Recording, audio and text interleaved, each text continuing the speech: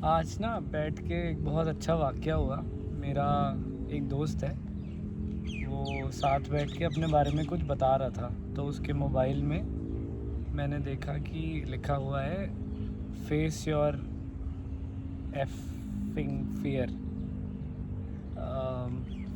Effing word हटा देते हैं, फेस योर फियर। तो मैंने उससे पूछा कि क्या फ़ियर है तुझे।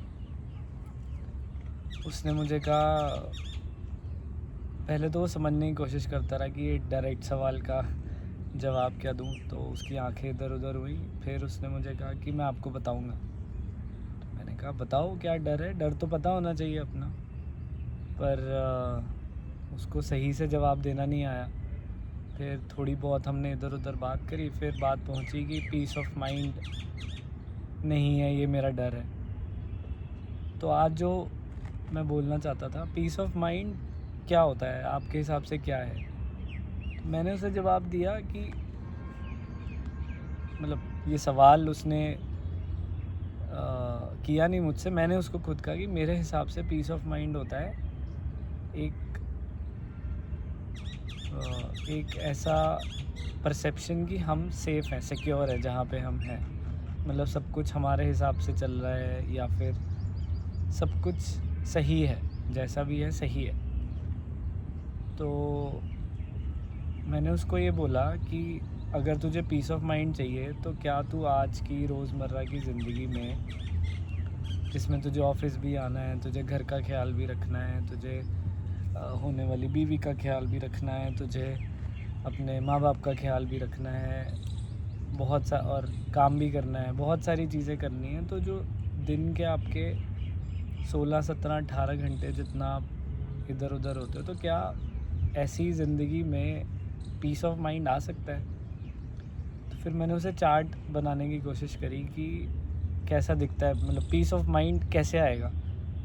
तो हमें जो यही समझ आया कि पीस ऑफ माइंड का जब चार्ट बनाते हुए, तो ऐसा लगा पीस ऑफ माइंड, अगर ये सेंस ऑफ सिक्योरिटी है और ये अगर हिल गई, तो आप इसका क्या करते हो। अगर मान लीजिए आज आप ऑफिस में थे, आपके बॉस ने झगड़ा किया आपके साथ और आपको कहा, आपकी कहा सुनी हो गई, आपका मूड ख़राब हो गया, तो आप या तो उसको, उस मूड ख़राब का जो नतीजा है, आपके नीचे जो लोग काम कर रहे हैं उन्हें भुगतना पड़ेगा, या जब आप घर जाओगे तो किसी और बात पे आप झगड़ लोगे। तो जो हमारा मूड ख़राब हुआ, जो पीस ऑफ माइंड ख़राब हुआ, उसका इफ़ेक्ट किस पे पड़ेगा, हमारे आसपास के एनवायरनमेंट में, और लड़ाई होगी और पीस ऑफ माइंड ख़राब होगा। तो उसका इफ़ेक्ट किस पे पड़ेगा, हमारे रिलेशंस पे पड़ेगा, कि घर वाले बोलेंगे या होने वाली बीवी बोलेगी उसकी कि लड़ लिया, लड़ता है मुझसे। और फिर हमको लगेगा कि यार ये मेरे बारे में ऐसा सोचते हैं, ये लोग मेरे बारे में गलत सोचते हैं, मैं तो अच्छा इंसान हूँ।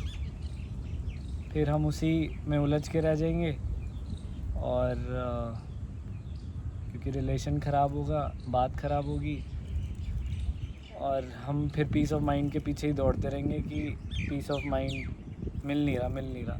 तो जो बात जहाँ से शुरू हुई थी पीस ऑफ माइंड से, वो घूम के वापस वहीं पहुँच गई कि पीस ऑफ माइंड लाने के लिए कुछ किए गए कामों में हुई डिस्टर्बेंस का इफ़ेक्ट रिलेशनशिप्स पे, रिलेशनशिप्स से इफ़ेक्ट आप पर, और आपको फिर चाहिए पीस ऑफ माइंड। तो तब लगा कि पीस ऑफ माइंड आएगा कहाँ से, आपके मन की शांति आएगी कहाँ से। तो मैंने उसको एक ही चीज़ का जवाब दिया कि जो मुझे लगता है आपको जाने देने की आदत डालनी पड़ेगी, लेट गो कर दो। अब लेट गो करना आसान नहीं होता, बहुत मुश्किल चीज़ है, पर लेट गो ही है जो आपके दिन की बहुत सारी प्रॉब्लम्स को जाने देगा। आपको इफ़ेक्ट ज़रूर करेंगी, हो सकता है 1 मिनट के लिए करे, हो सकता है आधे घंटे के लिए करे, हो सकता है पूरे दिन का या पूरी रात का मूड ख़राब करके करे, पर वो बहुत देर टिकेगा नहीं। तो उसने पूछा कैसे करूं लेट गो।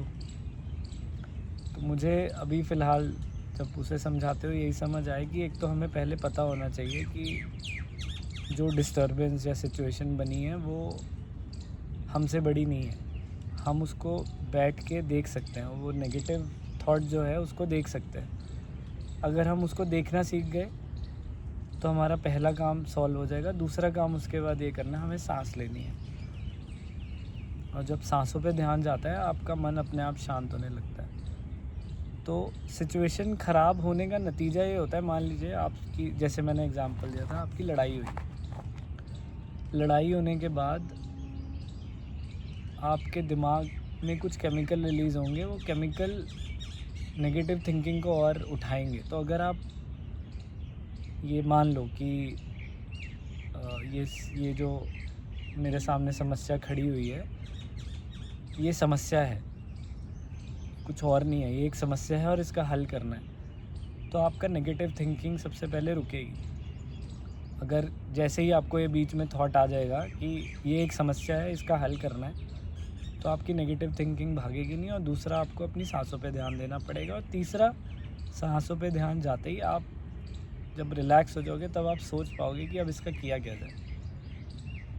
तो मुझे लगा लेट गो बहुत ज़रूरी है करना, ये सीखना, प्रैक्टिस में लाना कि लेट गो करें कैसे, चीज़ों को जाने कैसे दें। तो यही था, मुझे लगा कि आपको बताना चाहिए, आज दोस्त से क्या बात हुई है। तो पीस ऑफ माइंड और लेट गो बहुत ही कनेक्टेड कॉन्सेप्ट्स हैं। आगे इसको देखेंगे कि आगे कैसे इन पे काम किया जाए।